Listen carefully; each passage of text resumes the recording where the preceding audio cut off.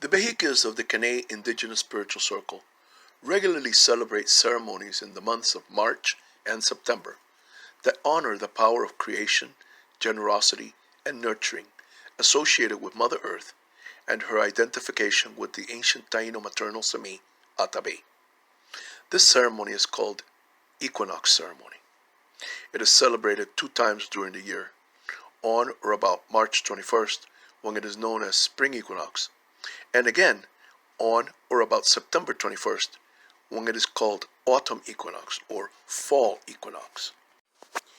Because the equinox ceremonies of spring and autumn celebrate the powerful generosity of the divine matriarch who can bring about life and who can also nurture life and promote life as a mother, we in the CANEY Circle understand that the balance of these two important ceremonies must focus on the maternal female essence of cosmic consciousness. These two ceremonies not only celebrate the divine woman, they celebrate all women. That is the reason why the most important elements of the spring equinox and the autumn equinox are manifested by women and girls. We base the facts of the CANEY Circle Spring Equinox ceremony in March and Autumn Equinox ceremony in September on what we know of ancient Taino tradition connected with these two stations of the yearly cycle. It is now a well-recognized fact that the ancient Taino people understood the 4 important positions of the sun in the sky that mark the spring and autumn equinoxes, as well as the summer and winter solstices. They were able to predict those 4 positions accurately and celebrated them with ceremony. These people discovered the manner in which the sun moves each day during its journey across the dome of the sky, from east to west. They realized the changes that this daily trek undergoes throughout the length of the annual cycle. Our ancestors continued their astronomical observations. They established links between those celestial manifestations and the climate changes that manifest during the 4 seasons of the year.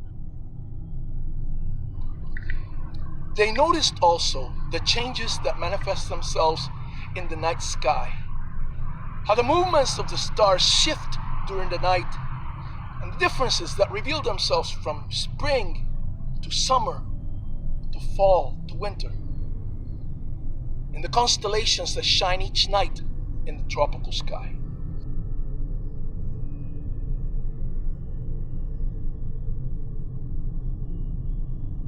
These observations of the seasons and the movements of the heavenly bodies influence their beliefs and traditions at a fundamental level. The Taino ancestors observed that throughout the year, the arch that the sun traces across the dome of the sky each day changes gradually from day to day. In other words, the place where the sun would emerge, the hill, or the tree from behind which the solar disk would rise on a spring morning, was not the same place where it would rise on a summer morning, and then it would rise from behind a different hill or tree in the autumn and winter. These differences indicated to the Taino ancestors how to recognize in which season of the year they happened to be. On a spring morning, the sun would rise from behind a specific mountain, and its trek across the sky from east to west took a specific path. On a summer morning, the sun would rise from behind a different mountain, and its path across the sky was also different. These differences in the path of the sun's daily trek across the sky can be defined in this manner. The arch of the sun's daily journey always begins in the east at dawn and ends in the west at dusk. This happens every day without fail. But in the winter, the Taino ancestors observed that this arch was tilted dramatically towards the south. It is as if the sun itself had traveled south during the death season of winter. After the day of the winter solstice, the arch traced by the sun daily across the sky began to rise gradually, a little bit more each day, bringing the sun back higher towards the north, returning, journeying back, bringing with it the season of life, of rebirth, the season of the rains, the spring season.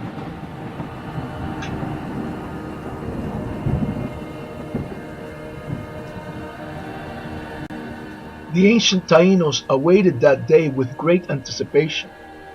The day when the sun would again rise from behind the sacred boulder atop the magic hill.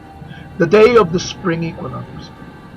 When the two elderly behikes came down off that hill, they brought with them the good news that everyone was expecting. The springtime was about to burst into being. The season of the gentle rains would start.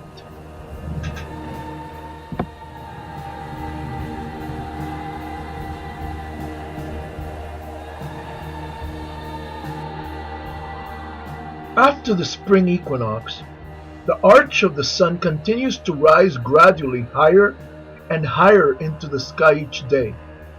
This arch finally reaches a point on a certain day in May when the sun actually travels straight across the very top of the sky, passing right over our heads.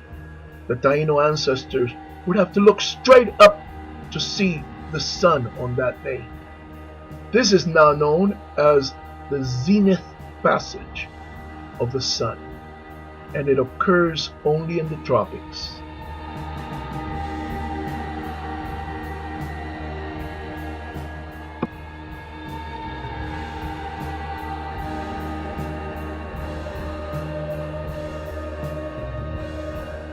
In the Caribbean, the sun's journey continues to move north after the day of the zenith passage in May. The arch continues to tilt further and further towards the north until it reaches the extreme end of its inclination. This happens around June 21st and is called summer solstice. That day is the farthest that the sun's arch will travel north and happens to be the longest day and shortest night of the year. After the summer solstice, the arch of the sun across the sky begins to go back again towards the south. There's another zenith passage in July or August, during which the sun passes straight over our heads, and then after that, the arch keeps tilting towards the south, farther and farther, eventually reaching the point of the autumn equinox in September. That first day of autumn in September marks the time during which some of the food plants of the Taíno Conuco, such as maize, begin to be harvested. This is the beginning of the season of death, during which certain plants, representing the vegetable spirit of life, yokahu, sacrifice themselves to realize their destiny as life-giving food that feeds the human generations. Yokahu dies in the fall, and his soul begins its journey back to the maternal uterus of the great Mother Atabe. This uterus resides in the inner recesses of the terrestrial underground. Yokahu's soul travels through the sacred caves, entering into the interior of the symbolic body of Atabe. Finally, the arch of the sun reaches its extreme southern inclination again. That day is the winter solstice, the shortest day and longest night. On that day, the soul of Yokahu reaches its goal deep in the underworld. It reaches the womb of the great mother Atabe and attaches itself to the uterine wall, turning into a divine fetus, which will then gestate there, awaiting its eventual rebirth.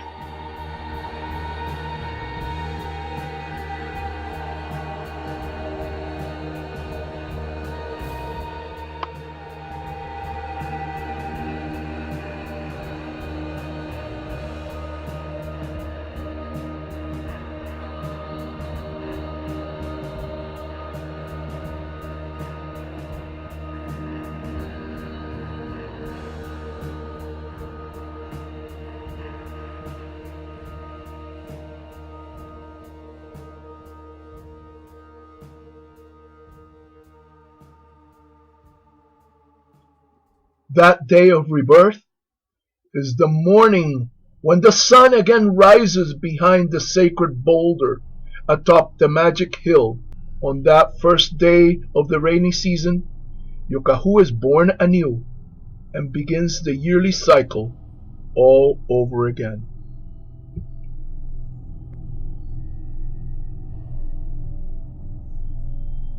We call this annual cycle the Sun Path Dance. In our tradition, we perceive this cycle's dance in the form of a journey that has the shape of a figure eight around the sacred medicine wheel.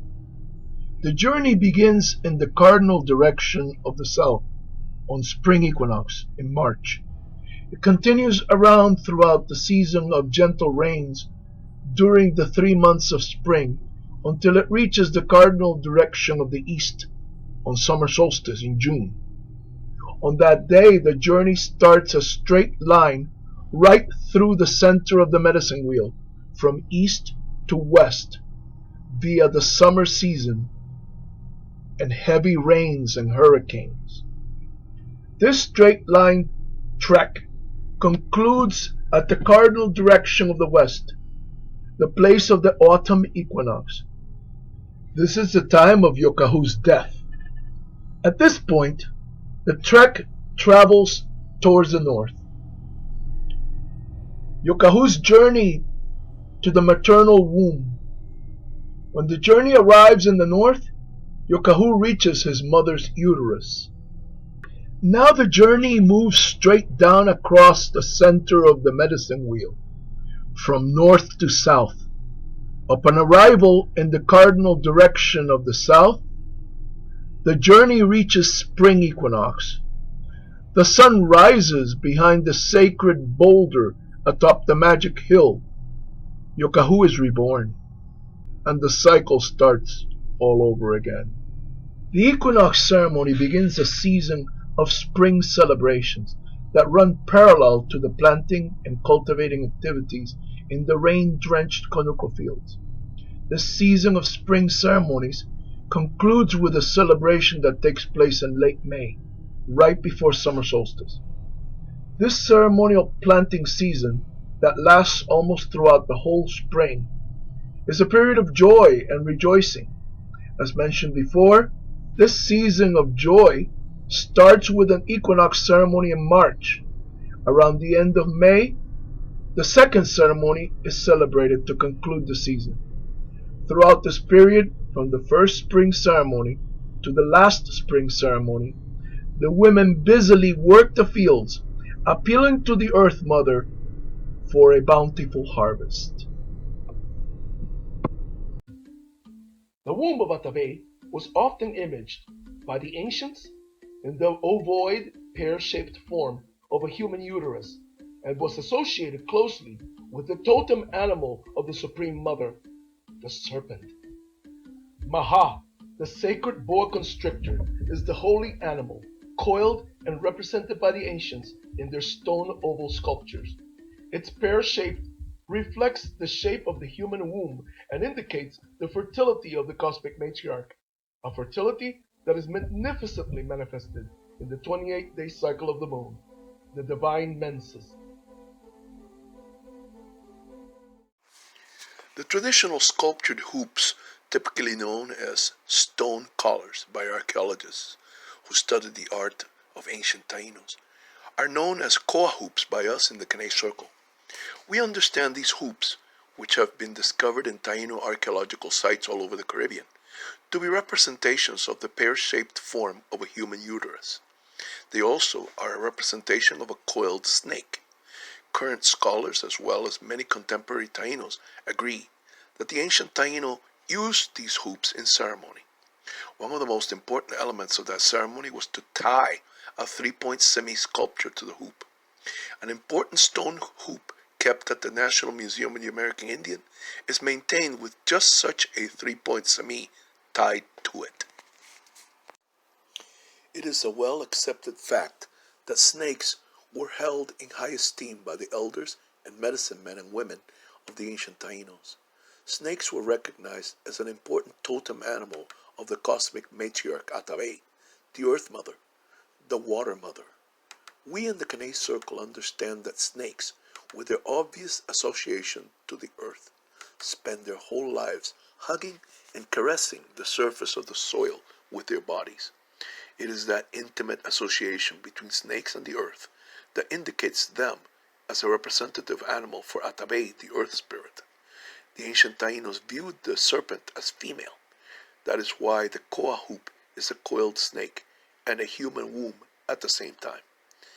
Evidence of the importance of snakes in Taino symbolic lexicon is made clear in the many sculptures that those people created representing snakes.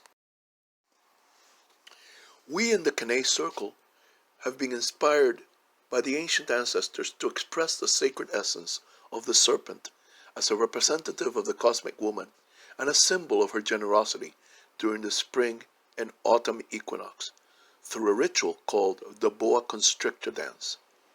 The spring equinox ceremony celebrates the power of the earth to give birth to the new plants during the rainy season of spring, when the young shoots of the newly planted crops emerge from the soil as if born of the earth's womb.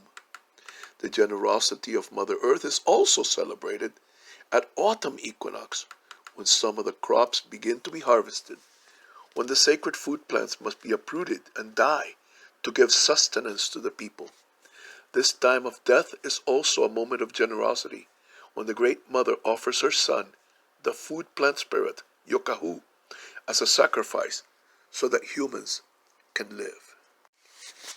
These two great ceremonies, spring equinox and autumn equinox, are part of the greater cycle of birth, maturity, death, divine pregnancy, and rebirth that define the life cycle of Yokahu, the Lord of Life, son of Atabey, the cosmic matriarch.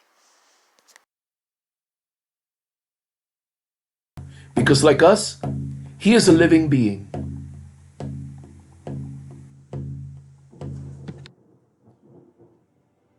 He is born at spring equinox.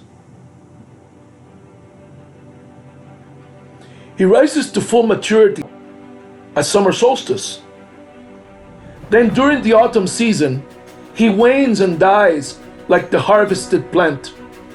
His soul descends to the depths of the earth, back to Atabey's underworld belly. At winter solstice, his spirit bonds with the divine womb to gestate there until it is ready to be born again at the next spring equinox.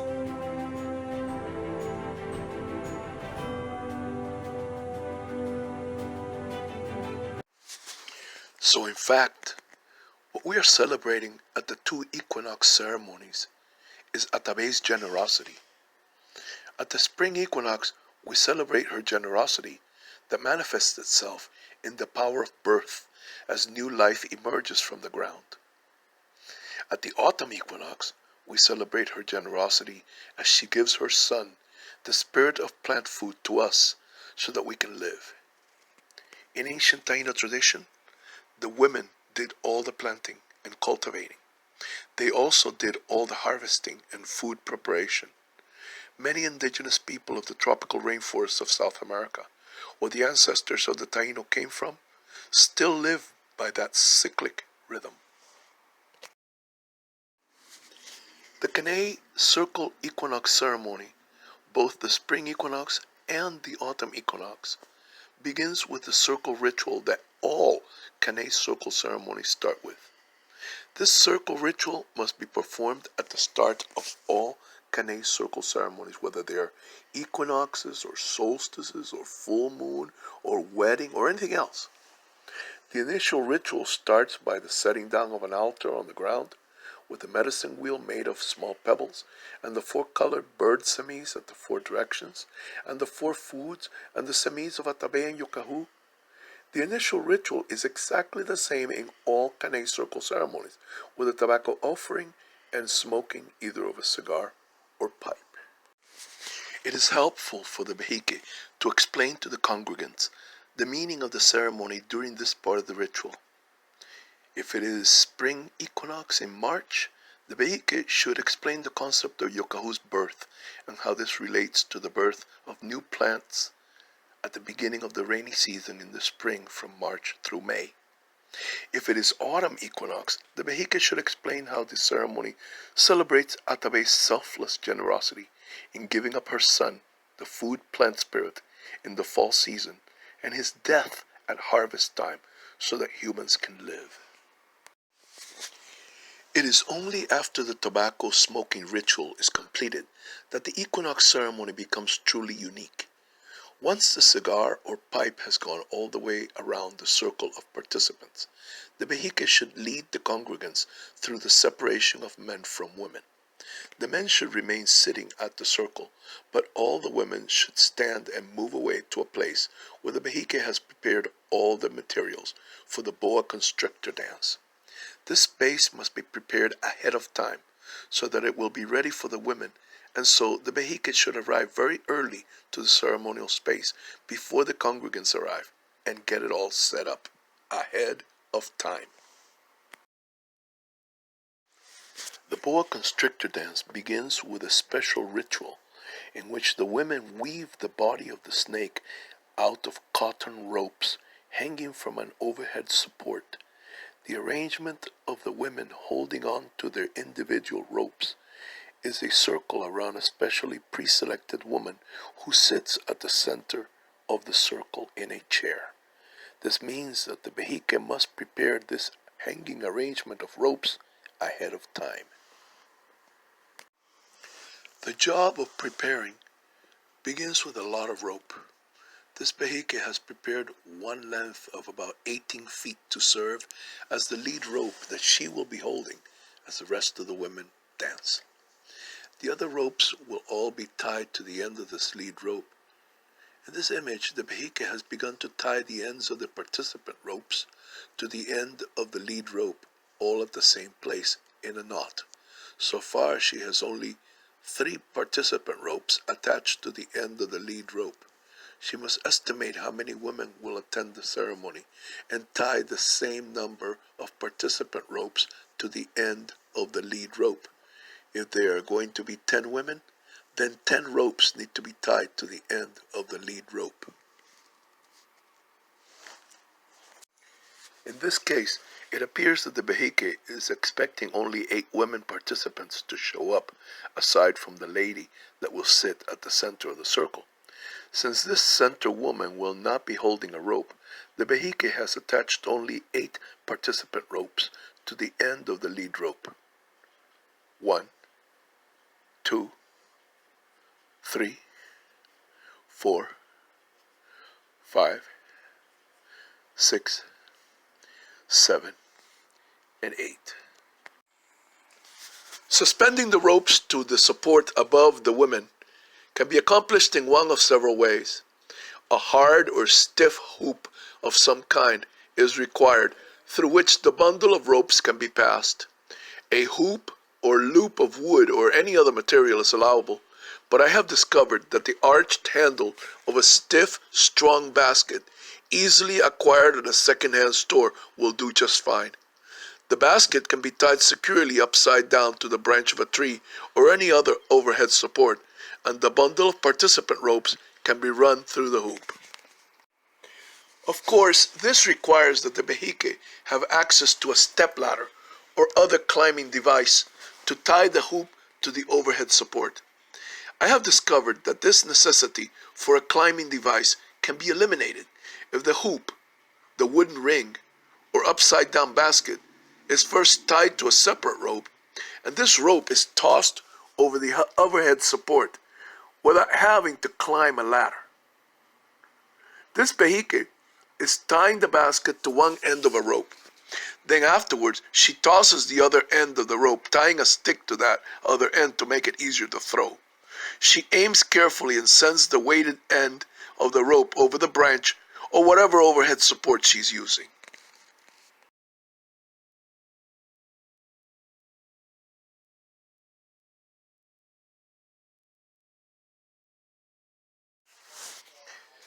The behike pulls on the rope, lifting the basket up in the air to shoulder height. After that, she passes the bundle of participant ropes through the hoop and then she finishes hoisting the basket all the way to the branch or other overhead support, taking the participant ropes up with it. She secures the basket up there by tying off the free end of the rope that is keeping it aloft. As I mentioned earlier, all of this preparatory activity should take place long before anyone else shows up.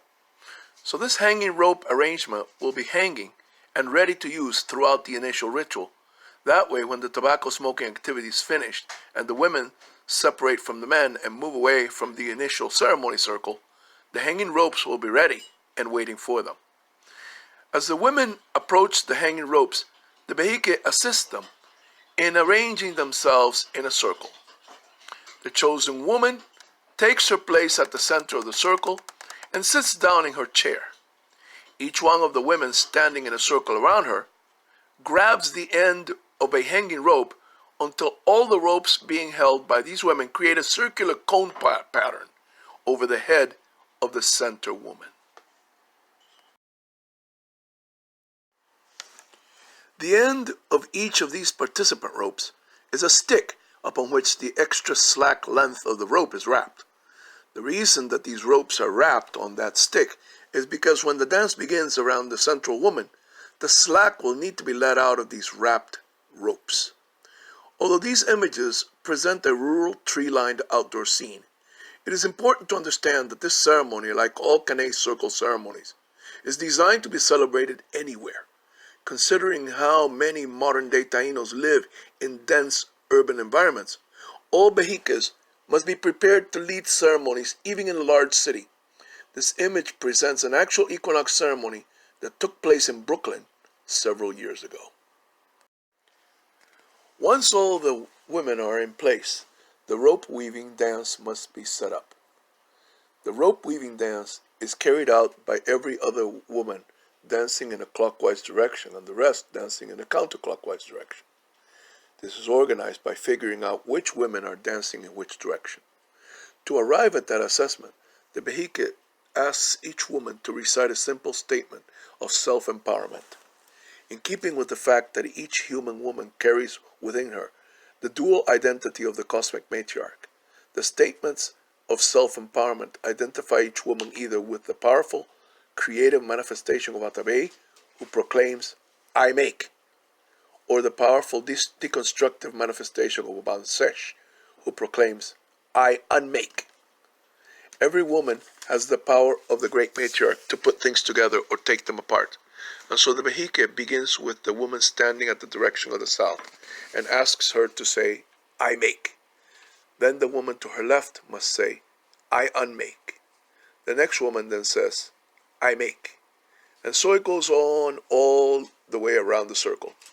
Eventually, all the women who say I make will dance in a clockwise direction, and all the women who say I unmake will dance in a counterclockwise direction. The behike in this scene has just guided the woman dressed in yellow standing in the south of this dance circle to proclaim her statement of self-empowerment.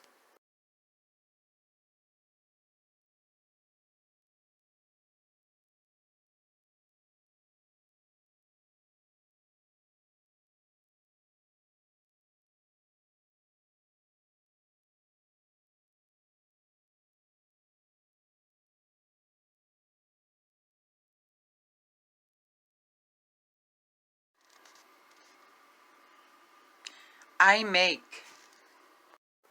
Once the woman in yellow is finished with her statement, the behike goes to the woman in blue to her left.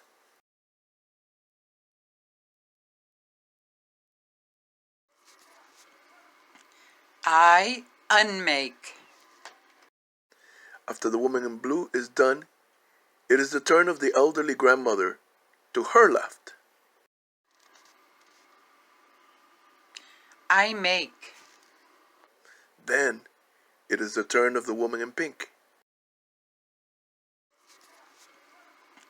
I unmake.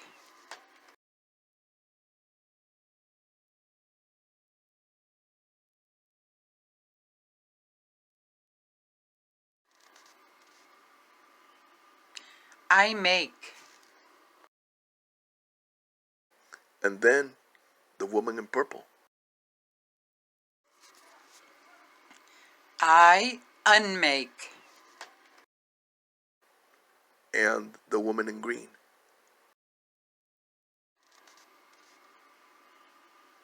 I make. and so on all the way around the circle. Every woman in the circle has made her declaration of self-empowerment. The behike explains that all the women who said, I make, will dance in a clockwise direction, and all the women who say, I unmake, will dance in a counterclockwise direction. As they dance, they will mark a weaving path, passing the first oncoming woman around her right, and then passing the next oncoming woman around her left. Each woman keeps dancing around in a circle, weaving in and out of all the other women who are coming after, dancing from the opposite direction. As the women dance in two opposing interweaving circles that move in opposite directions, the ropes that they are holding in their hands are being braided together above their heads. This braided length that is being created at the center of the rope cone over the head of the sitting woman begins to grow downward, getting longer and longer, with the bottom end slowly approaching the head of that centrally situated woman. There comes a point when the behike realizes that the bottom end of the woven portion of the ropes is coming too near to the head of the central woman. At that point, the behike stops the dance and asks the women to let out some slack from the rope wrapped around the sticks they're holding. The women all stop dancing.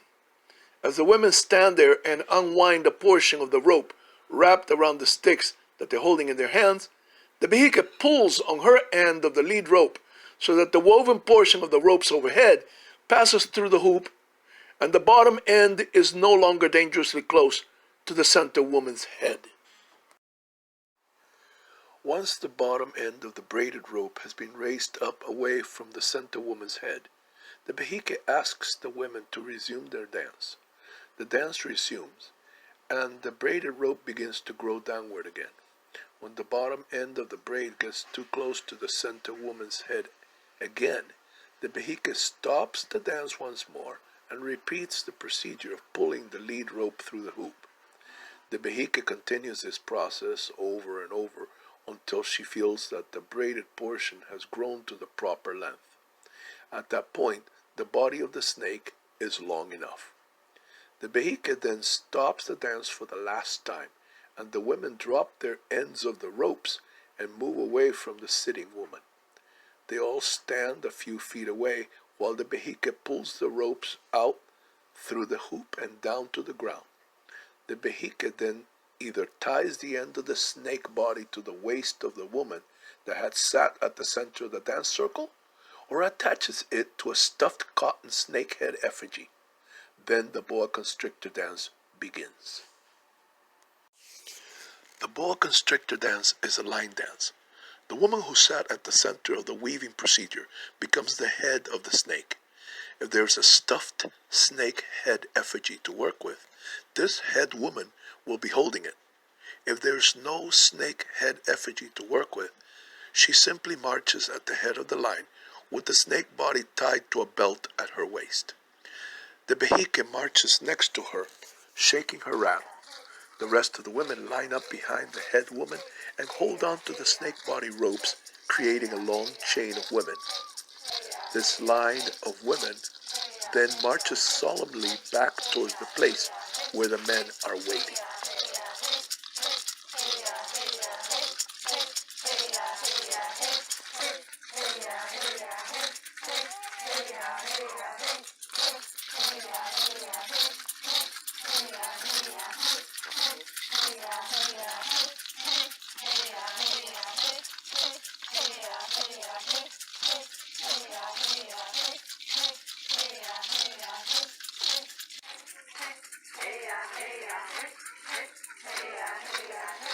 The men arrange themselves in a circle, standing there facing outward. They stand quietly and wait while the women march around them and form a larger circle around their tighter circle.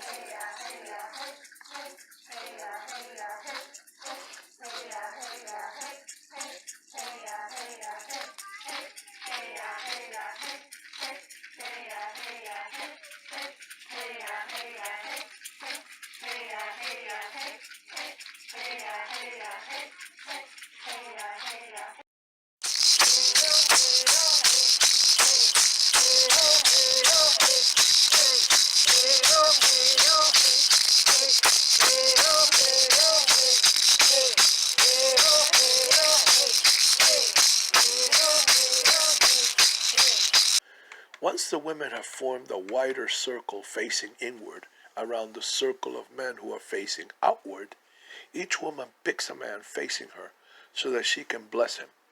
At this point, the behike goes around and collects the body of the snake and the snake effigy head if there is one.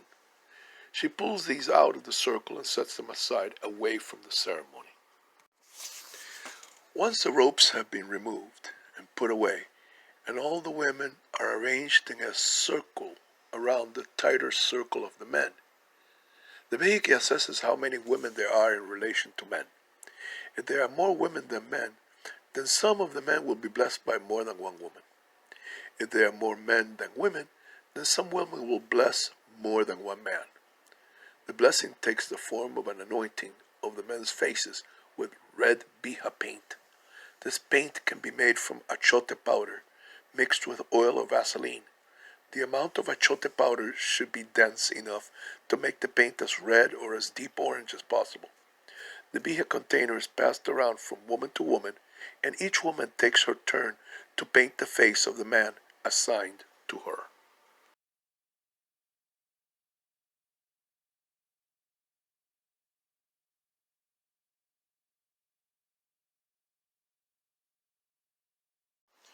If this is an autumn equinox ceremony, the painting of the men's faces is the end of the ceremony, and the behike now thanks the spirits and the participants for attending the ceremony and taking part in it. The owner of the property should also be thanked if the site does not belong to the behike or to the CANEY circle. However, if this is a spring equinox ceremony, there is one more ritual that must take place. 3 months earlier, in December, the behike conducted a winter solstice ceremony, at the culmination of which a three-pointed yokahusami was attached to a koa hoop with a line of twine. This arrangement of koa hoop with the yokahusami attached to it represented the soul of the dead sami who was joined with the womb of his mother after having died at September-autumn equinox. Now, at spring equinox, the behike prepares to conduct the ceremony to separate the yokahu three-point sami from the koa hoop.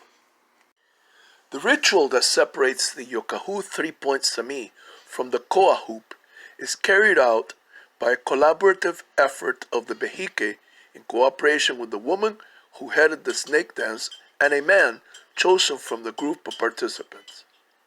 The woman represents Atabe, and the man represents her son, Yokahu. The woman holds the koa hoop in her hands, while the man takes hold of the Yokahu three-point sami. The behike unties or cuts the twine, attaching the two objects together. Then the man raises the Yokahu sami up high in the sky, and the rest of the participants cheer and rejoice in the fact that Yokahu has been born anew due to the generosity and fertility of his divine mother. Typically, this is the end of the spring equinox ceremony and the whole group moves away to eat. However, some behikes choose to add yet one more ritual to the spring equinox ceremony. This extra spring equinox ritual is called the seed planting ritual. This seed planting ritual is a key element of the Sirik ceremony that is celebrated later in the month of May, but some behikes choose to also celebrate it as part of the spring equinox ceremony. At the time of the creation of this training video, the celebration of the seed planting ritual at the end of the spring equinox ceremony is optional and up to the discretion of the behike. If the behike chooses to tack on the seed planting ritual at the end of his or her spring equinox ceremony, he or she must have all the materials of the seed planting ritual ready ahead of time. In other words, the things necessary for the seed planting ritual must be prepared way before anyone shows up at the ceremony site, along with the ropes for the snake dance and the koa hoop, and the 3-point yokahu semi that are used in the yokahu birthing ritual. All the seed planting materials must be ready and prepared before anything begins. The materials for the seed planting ritual include a space of bare soil where sticks are stuck into the ground to look like dry foliage. This area will represent the space that the men clear in preparation for turning it into a cultivated field. If a spot of bare ground is not available, or the ritual must be celebrated indoors, then a broad bucket must be filled with soil, and some sticks must be stuck into that soil to represent the uncultivated garden plot. The other items that must be prepared before the seed planting ritual is celebrated are a Taino manaya hatchet, a koa digging stick with a footrest. This koa digging stick should be placed in a fold of rectangular white sheet of cloth spread out on the ground and covered with a folded layer of the sheet. The seed planting ritual begins with a man who has performed the role of yokahu. He represents the men who clear the foliage from the area that is destined for cultivation by the women. He takes the manaya hatchet and symbolically clears the sticks that are stuck upright in the soil. He clears the whole area. One of the sticks should have a fork branch to represent the raw material piece of wood from which the digging stick with the footrest will be constructed through the magic of the craftsman.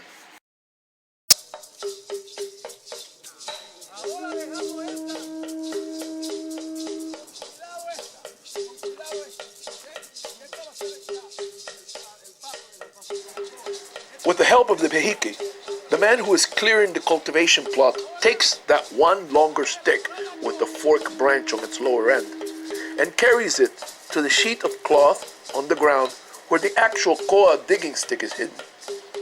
He places the raw material stick on one side of the sheet, and then he and the behike carefully flip the folded flap that is covering the finished koa, and they end up revealing it and hiding the raw stick he just took out of the ground. This represents the magic power of the craftsman to turn a raw piece of wood into a useful, finished tool. Having crafted the koa digging stick, the man now takes it over to the woman that is performing the role of atabe and ceremonially hands it to her. She takes the stick and goes to the cleared plot. Then she places the sharp point of the stick on the ground and pushes down on the footrest with her foot, sinking the sharp point of the koa into the soil. The behike guides her in wiggling the stick around to create a larger hole. Then the behike hands her some seeds. We recommend corn. And then she plants them in the hole. Afterwards, she stoops down and covers the hole with her hands. This concludes the planting ritual.